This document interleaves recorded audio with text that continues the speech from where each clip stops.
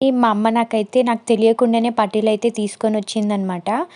పెళ్లి కాకముందయితే నా కాళ్ళలో పట్టీలు లేకుండా ఎప్పుడు ఉంచేది కాదు, చూసేది కూడా కాదనమాట. సో, సడెన్‌గా అప్పుడొచ్చేసరికి వితౌట్ పట్టీలతో నేను కనిపించేసరికి ఏమనుకుందో ఏమో తను.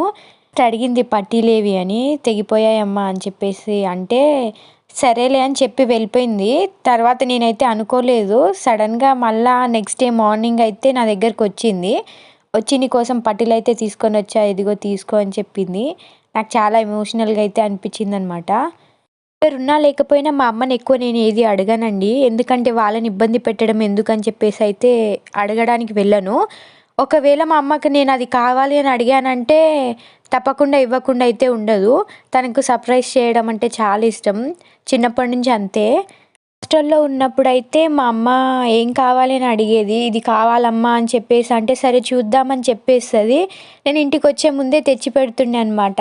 నాకు చాలా హ్యాపీగా అనిపిచ్చేది. సేమ్ ఇప్పుడు కూడా అంతే. ఇది కావాలి అని చెప్పేసి అంటే ఫస్ట్ తిడతది. తర్వాత తెలియకుండానే తీసుకొనొచ్చేస్తది. ఇది రికార్డ్ చేసుంటే కూడా నా కళ్ళల్లో వాటర్ వచ్చేసాయనమాట చెప్తూ చెప్తూ ఎందుకో తెలీదు. నార్మల్‌గా అయితే తనని ఏమీ అడగను. సో, ఏదైనా అడిగానంటే ఇచ్చేదాకా ఊరుకోదనమాట. హాస్టల్ ఉన్నప్పుడు నేను ఫస్ట్ టైం వెళ్ళడం వల్ల చాలా ఏడ్చాను.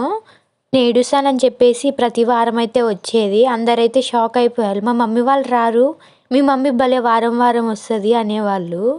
ఇది అందరికీ చాలా చిన్నదే అనిపించొచ్చు. కానీ నాకు చాలా పెద్దదండి.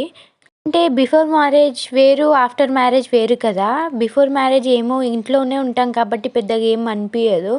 ఆఫ్టర్ మ్యారేజ్ వాళ్ళ ప్రేమను మిస్ అవుతాం కదా! సడెన్‌గా ఏదైనా తెచ్చి వాళ్ళ ప్రేమను ఎక్స్‌పోజ్ చేస్తా ఉంటే అదొక ఫీలింగ్ అంతే. నేనెప్పుడైనా మా వాళ్ళు గుర్తుకొచ్చి ఏడుస్తే మా వారంటారు, "నేను మంచిగా చూసుకోవట్లేనా? ఎందుకు ఏడుస్తున్నావు?" అని చెప్పేసి అంటూ ఉంటారు. మంచిగా చూసుకోవట్లేదని కాదు కానీ నిజం చెప్పాలంటే ఎంతైనా బాధ ఉంటుంది కదా ఎవరికైనా.